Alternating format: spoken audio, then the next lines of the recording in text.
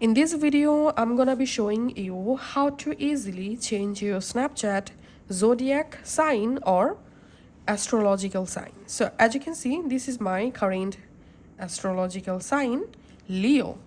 Now to change this zodiac or astrological sign, you have to change your Snapchat birth day.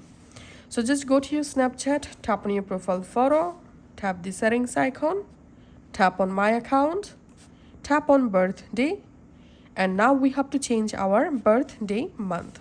So tap on your birthday and select a different month. So currently my birth month is set to August, so I'm selecting here June for example and tapping on continue, tapping on OK,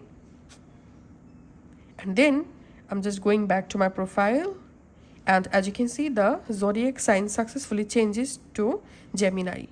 So that's how you can actually do it. You get a different zodiac sign or astrological sign for different month name. Thanks for watching.